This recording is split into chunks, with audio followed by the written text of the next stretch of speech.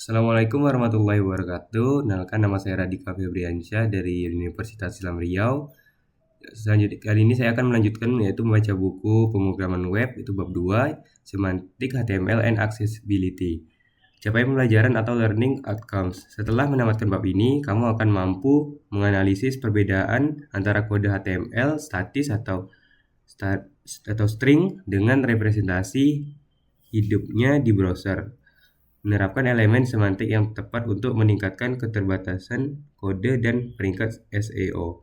Merancang formulir yang user friendly dan aman menggunakan standar validasi HTML5 modern.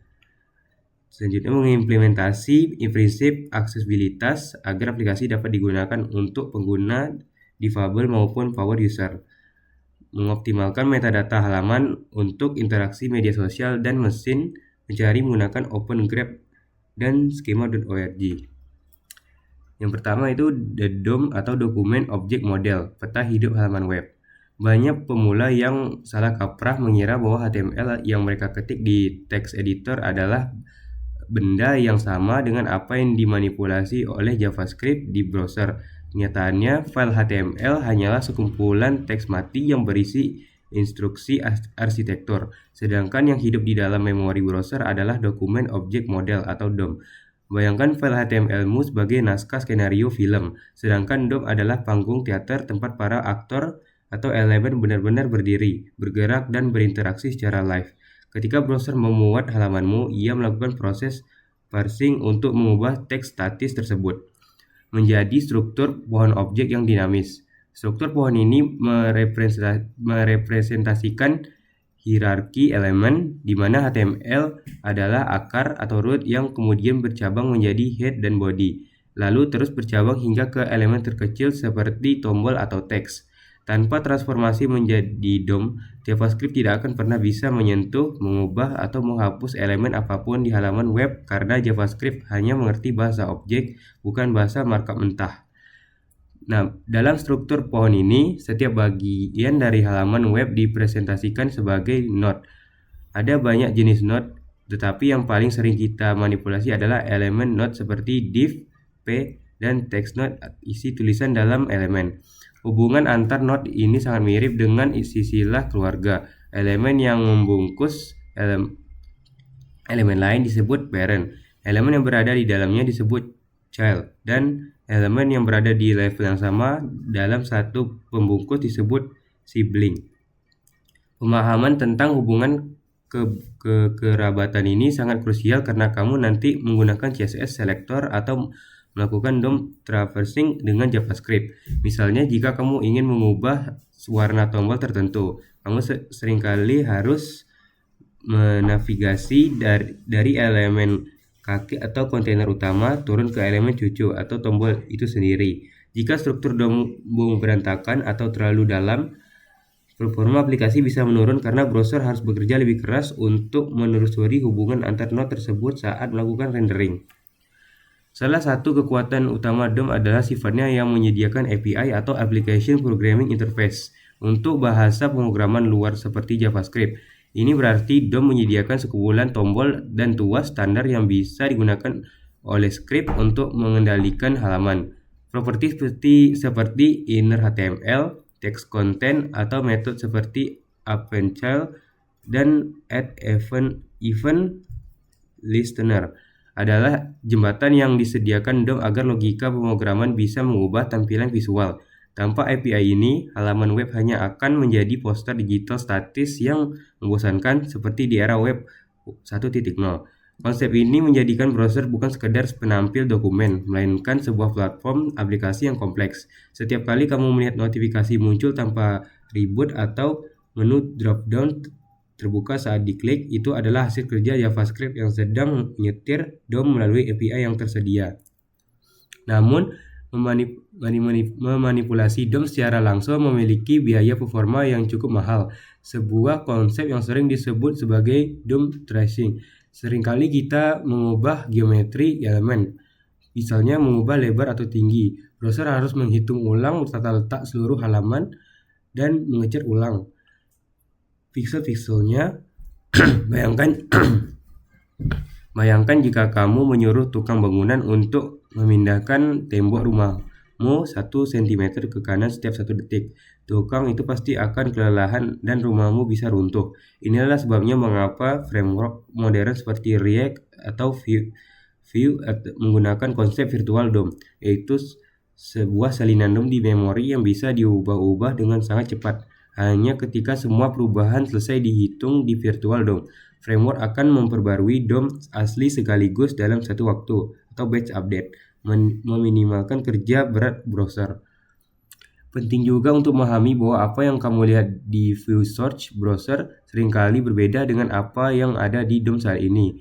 Vue Search hanya menampilkan kode HTML awal yang dikirim dari server, sedangkan DOM mempresentasikan keadaan halaman saat ini yang mungkin sudah diacak-acak oleh JavaScript. Jika kamu ingin melihat struktur yang sebenarnya sedang terjadi, kamu harus menggunakan Inspect Element di Developer Tools. Alat ini memperlihatkan DOM live yang sedang aktif, lengkap dengan atribut tambahan atau elemen baru yang mungkin disuntikan oleh skrip pihak ketiga. Kemampuan melakukan debugging langsung di pohon DOM ini adalah skill wajib bagi seorang web arsitek untuk menelusuri bug tampilan atau masalah fungsionalitas. Terakhir, DOM adalah struktur yang platform agnostik.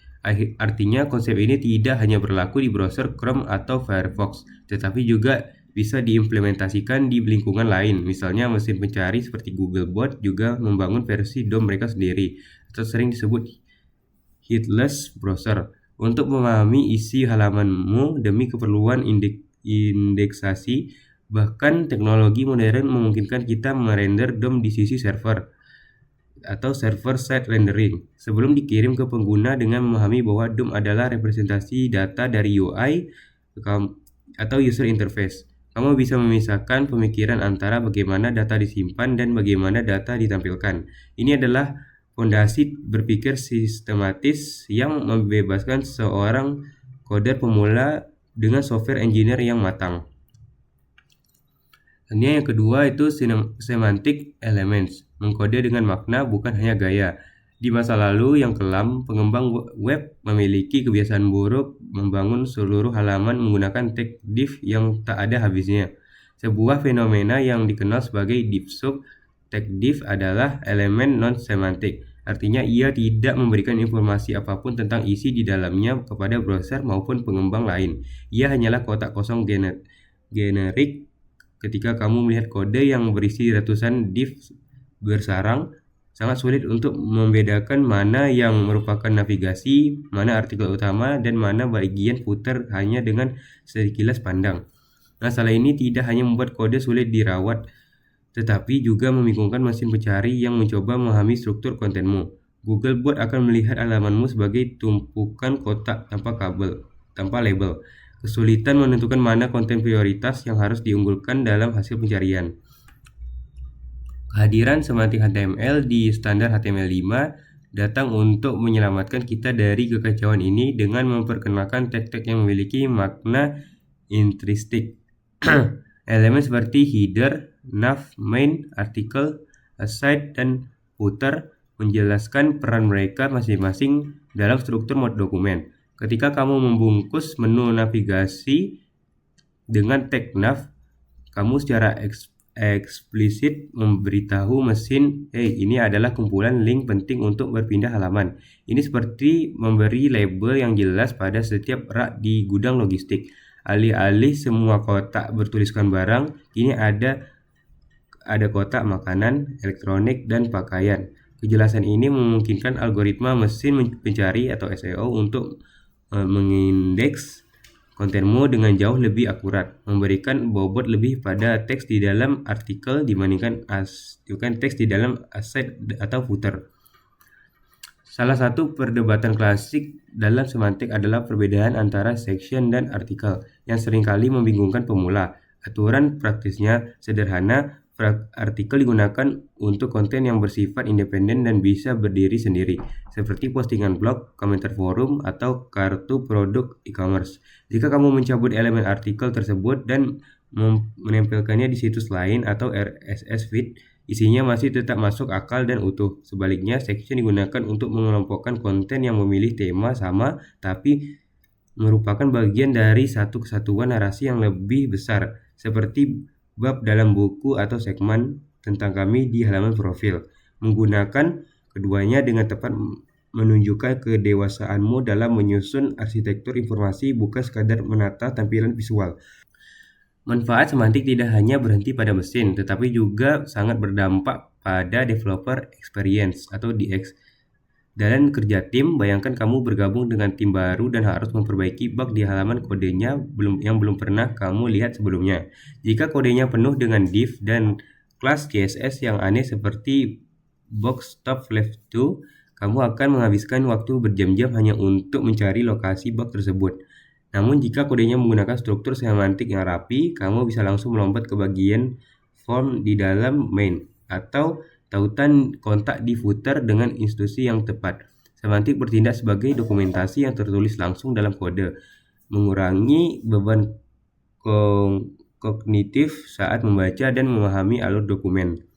Selain itu, elemen semantik membawa fitur aksesibilitas dan perilaku bawaan yang sering dilupakan jika kita membangun ulang semuanya dari nol menggunakan div. Contoh paling nyata adalah elemen button versus div on click. Elemen button secara bawaan bisa diakses menggunakan tombol tab di keyboard dan bisa diaktifkan dengan tombol enter atau spasi. Sedangkan div yang diberi event click tidak memiliki fitur tersebut kecuali kamu menambahkannya secara manual dengan JavaScript yang rumit. Menggunakan elemen semantik asli browser berarti kamu mendapatkan seluruh fitur interaksi standar secara gratis, stabil, dan teruji di berbagai perangkat. Ini adalah prinsip Don't reinvent the wheel. Menggunakan komponen yang sudah disediakan platform web, kecuali kamu memiliki alasan yang sangat kuat untuk membuatnya sendiri. Kesimpulannya, menulis HTML semantik adalah bentuk profesionalisme dan empati seorang web arsitek. Kamu tidak hanya menulis kode untuk membuat browser menampilkan visual yang cantik, tetapi kamu menulis struktur data yang bermakna yang bisa dikonsumsi oleh berbagai agen, mulai dari manusia, robot mesin mencari, hingga alat bantu difabel. Kode semantik lebih tahan banting terhadap perubahan teknologi di masa depan karena ia berpegang pada standar makna, bukan standar tampilan yang cepat usang. Jadi mulailah membiasakan diri untuk berhenti sejenak sebelum mengetik div dan bertanya apakah ada elemen lain yang lebih tepat untuk mendeskripsikan konten ini. Selanjutnya yang ketiga itu Advanced Forms and Validation, gerbang data yang aman. Formulir web adalah titik pertemuan yang paling kritis antara pengguna dan sistem. Tempat di mana data berharga berpindah tangan. Di masa lalu, input data hanya sebatas pada tipe teks sederhana yang memaksa pengguna mengklik format rumit secara manual dan rawan kesalahan. HTML modern telah berevolusi menghadirkan input type spesifik seperti input type sama dengan email, input type tel, input type date, hingga input type number. Menggunakan tipe spesifik ini bukan sekedar untuk validasi, tetapi juga untuk memicu antarmuka keyboard yang sesuai dengan perangkat mobile atau virtual keyboard. Misalnya saat pengguna fokus pada input bertipe tel, smartphone akan otomatis menampilkan keypad angka besar tanpa tombol huruf, yang secara drastis meningkatkan pengalaman pengguna atau user experience dan mengurangi potensi salah ketik. Selain tipe input, browser modern dilengkapi dengan atribut constraint validation bawaan yang sangat kuat seperti required, pattern, min, max, dan step. Dengan atribut ini, kita bisa memblokir pengiriman formulir di tingkat browser tanpa menulis satu baris pun kode JavaScript. Misalnya, menambahkan atribut required pada kolom nama akan membuat browser secara otomatis menahan tombol submit dan menampilkan pesan error standar jika kolom tersebut kosong. Fitur ini memberikan umpan balik instan kepada pengguna, jauh lebih cepat daripada menunggu data dikirim ke server lalu dikembalikan dengan pesan error. Validasi sisi klien atau client-side validation ini berfungsi sebagai garis pertahanan pertama untuk memastikan data yang masuk sudah bersih dan sesuai format sebelum diproses oleh lebih lanjut. Namun, validasi bawaan browser terkadang memiliki tampilan pesan error yang kaku dan sulit disesuaikan. Dengan desain brand aplikasi kita, disinilah constraint validation API JavaScript berperan, memungkinkan kita untuk mengurangi logika validasi browser tetapi dengan pesan dan tampilan custom. Melalui API ini, kita bisa mendeteksi status validitas setiap kolom dengan properti seperti validity.value missing atau validity.type mismatch, lalu menampilkan pesan error yang lebih manusiawi dan estetik menggunakan DOM. Kita juga bisa memanfaatkan pseudo classes CSS seperti valid, invalid, focus within, dan user invalid untuk memberikan visual real time seperti mengubah bingkai input menjadi mewah saat format email salah atau hijau saat sudah benar. Penting untuk diingat bahwa seberapa canggih pun validasi di sisi klien, ia tidak boleh dianggap sebagai jaminan keamanan mutlak. Seorang pengguna yang nakal atau peretas bisa dengan mudah mematikan JavaScript, memanipulasi HTML lewat inspect element, atau mengirim request langsung ke API server tanpa melalui browser atau bypassing UI. Oleh karena itu, prinsip keamanan web yang paling fundamental adalah never trust client data.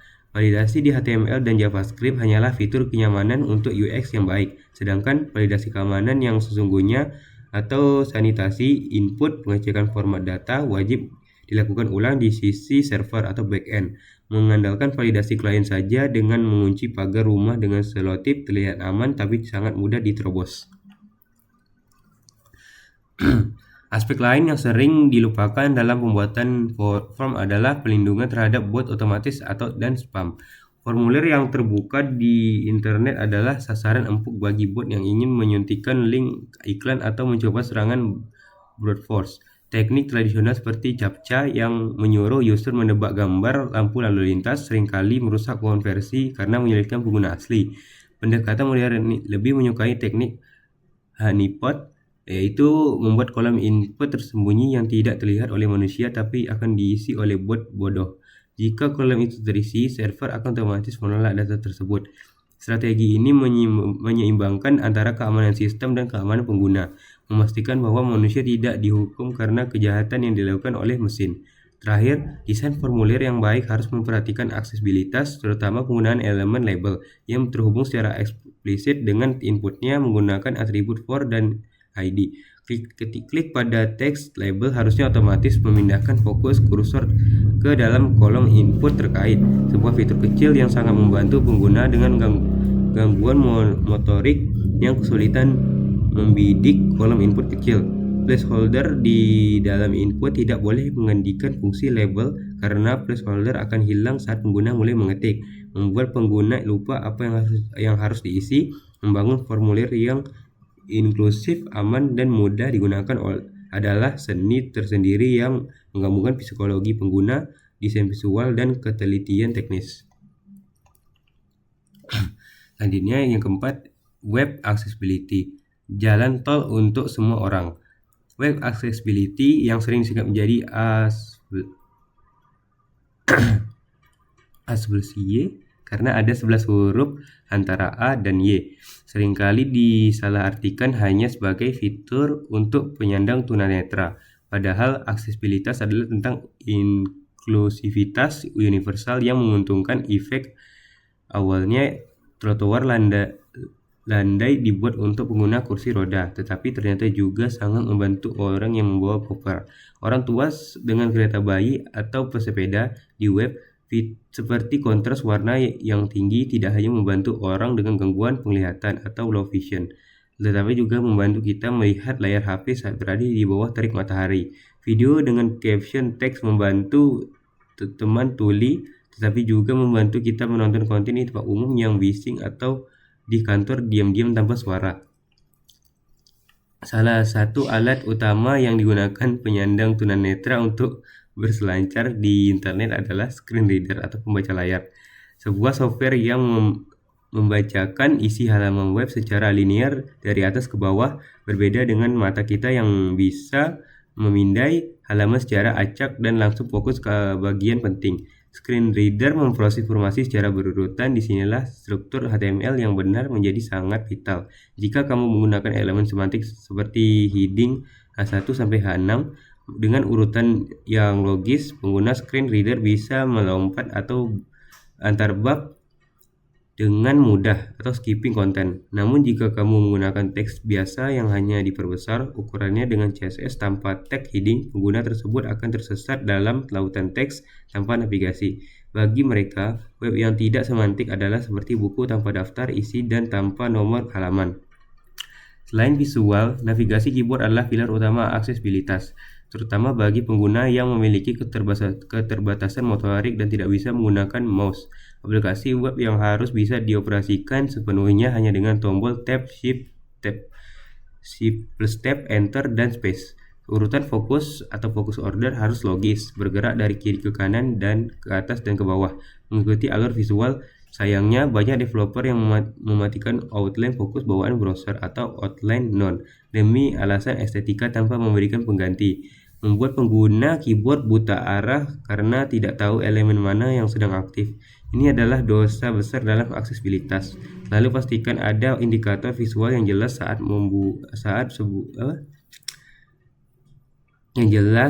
sebuah elemen menerima fokus, atau desainlah custom focus style yang sesuai dengan tema aplikasimu.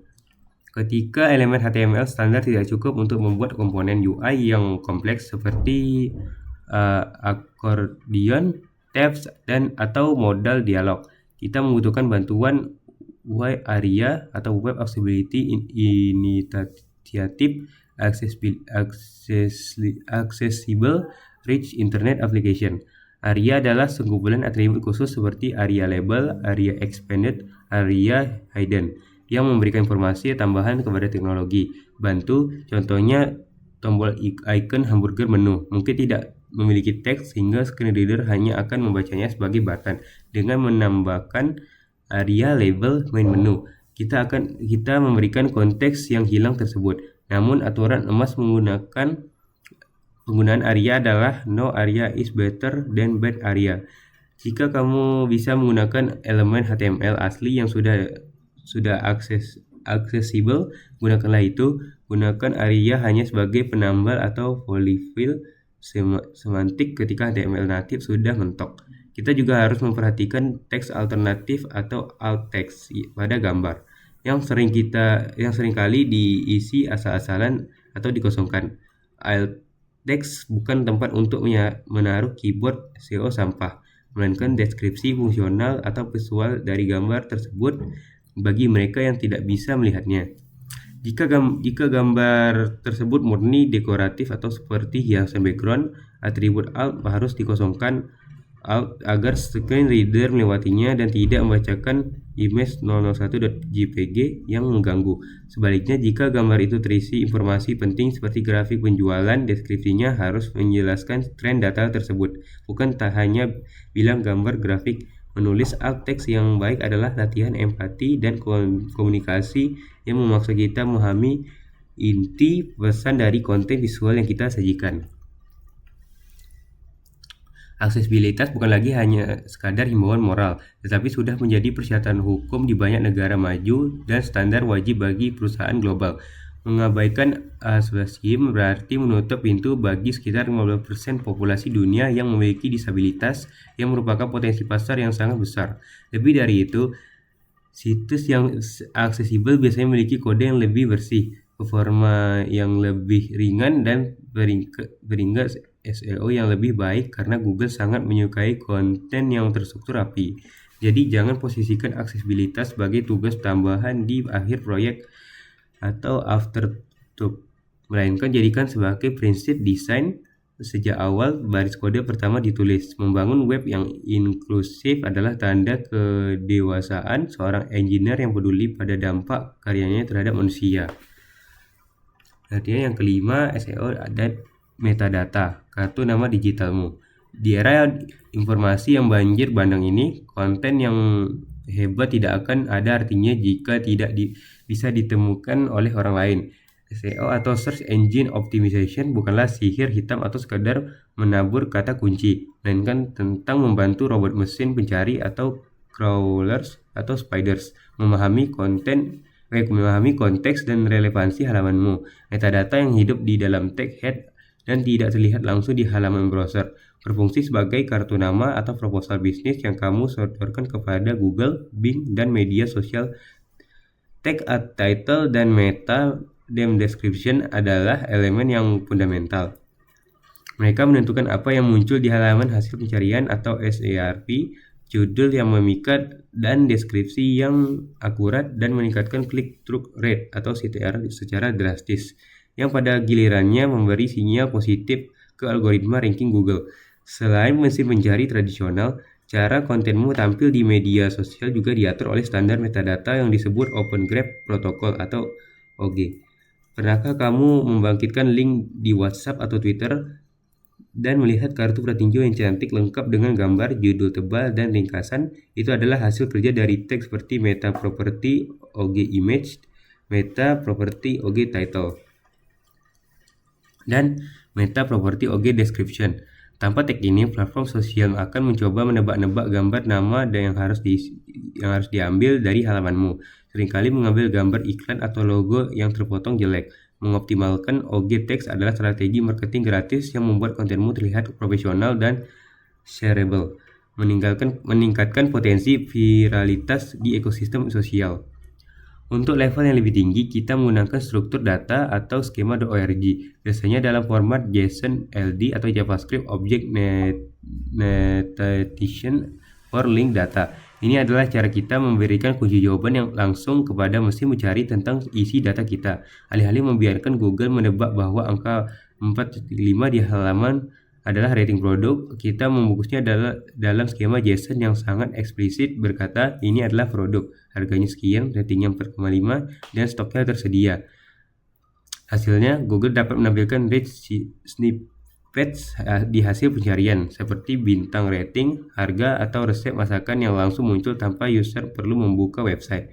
Tampilan visual yang menonjol ini memberikan keunggulan kompetitif yang luar biasa dibandingkan kompetitor yang hanya menampilkan teks biru standar. Metadata juga mencakup instruksi teknis untuk robot melalui file robots.txt dan teks meta name robots. Mereka bisa mengontrol halaman nama yang boleh diindeks dan mana yang harus disembunyikan, seperti halaman admin atau hasil pencarian internal.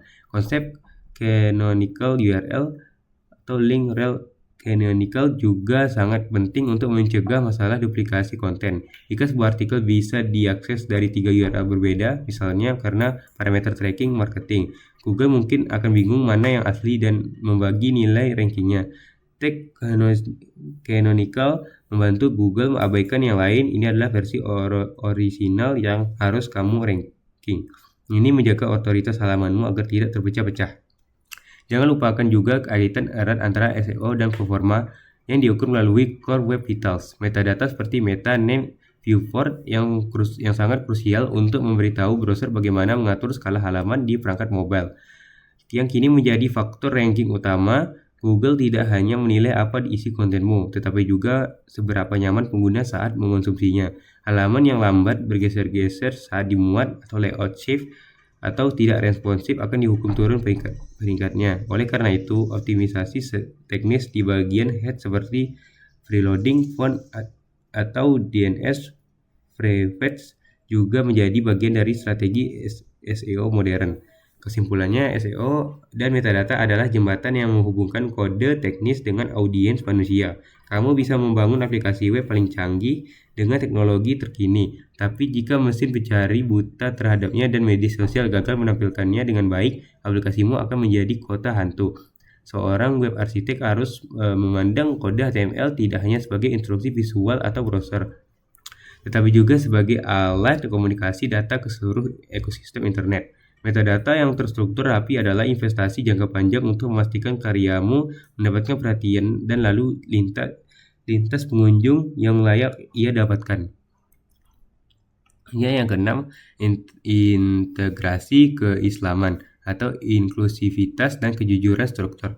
Dalam Islam, menulis kode bukan sekadar instruksi kepada mesin, melainkan bentuk komunikasi yang harus dilandasi oleh prinsip qaulan sadidah, atau perkataan yang benar dan atau lurus, sebagaimana Allah memerintahkan dalam surat Al-Ahzab ayat 70 untuk mengucapkan perkataan yang benar. Seorang pengembang web mengamalkan ini melalui semantik HTML, menggunakan elemen yang tepat sesuai fungsinya. Misalnya menggunakan tag button untuk tombol, bukan div yang dimanipulasi adalah bentuk kejujuran struktural. Kita menempatkan sesuatu pada tempatnya, yang merupakan definisi dari adil atau keadilan.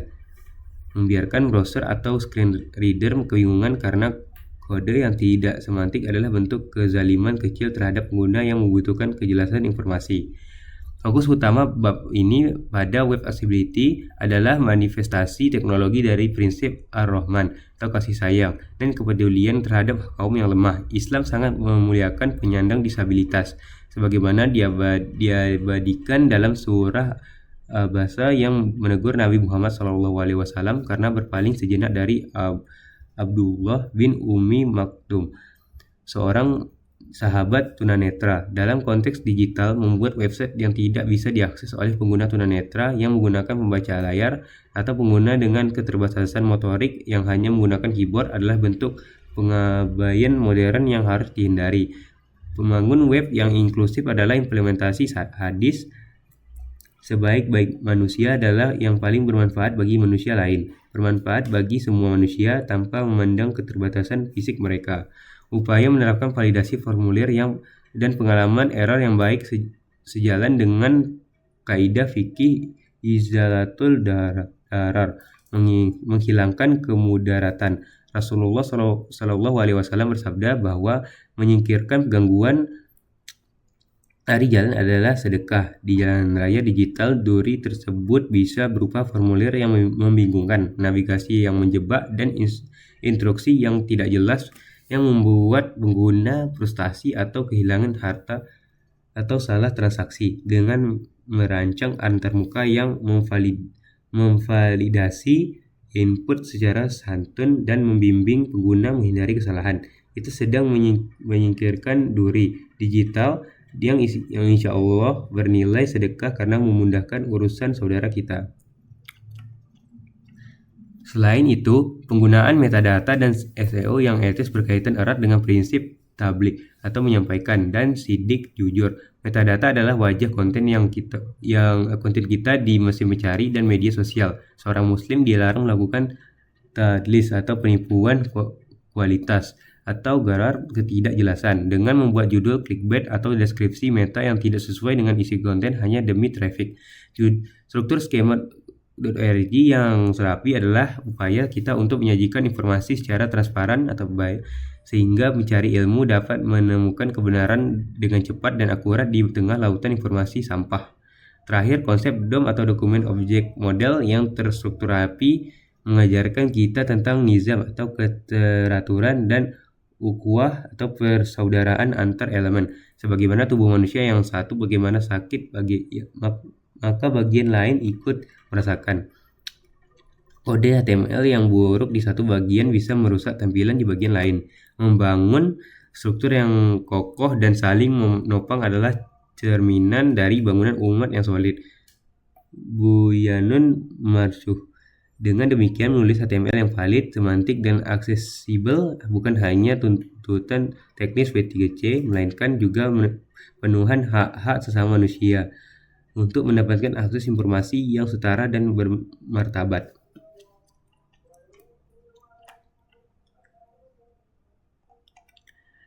Selanjutnya yang 7 itu kesimpulan struktur adalah fondasi. Bab ini telah menegaskan bahwa HTML bukanlah sekadar wadah yang kosong untuk menampung desain, melainkan tulang punggung arsitektural yang menentukan bagaimana dunia mesin dan manusia memahami konten kita. Berikut adalah poin-poin kunci yang harus dibawa pulang.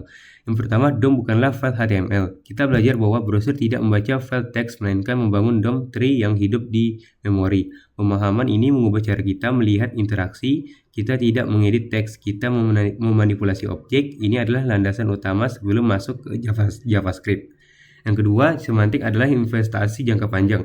Menggunakan div untuk segalanya mungkin terlihat cepat di awal, tetapi menggunakan elemen semantik, nav, artikel, button adalah investasi untuk SEO, aksesibilitas, dan keterbacaan kode tim. Kode semantik adalah dokumentasi yang berbicara sendiri. Yang ketiga, validasi dimulai dari browser. Jangan membebani JavaScript untuk hal-hal yang sudah biasa dilakukan oleh browser. Constraint Validation API dan tipe input modern email tel memberikan keamanan lapis pertama dan pengalaman pengguna yang superior di perangkat mobile tanpa biaya performa. Yang keempat, aksesibilitas atau 11C adalah universal. Kita memahami bahwa aksesibilitas bukan fitur tambahan untuk segelintir orang, melainkan standar kualitas universal atau curve effect. HTML yang valid dan semantik adalah 80% dari pekerjaan aksesibilitas. Sisanya adalah penggunaan ARIA yang bijak, bukan serampangan. Kelima, metadata adalah wajah publik. Di luar apa yang dilihat pengguna di layar, metadata atau open graph dan skema.org bekerja di balik layar untuk memastikan konten kita tampil menarik saat dibagikan di media sosial dan dimengerti oleh mesin pencari. Ini adalah jembatan antara kode teknis dan visibilitas marketing. Dengan struktur data atau HTML yang kini sudah kokoh, bermakna, dan inklusif, kita siap untuk memberikan kulit dan keindahan pada kerangka ini. Di bab 3 kita akan menyelami seni tata letak modern menggunakan CSS. Mungkin itu saja dari saya. Mohon maaf apabila ada banyak kekurangan. Saya akhiri. Wabillahi taufiq wal hidayah. Wassalamualaikum warahmatullahi wabarakatuh.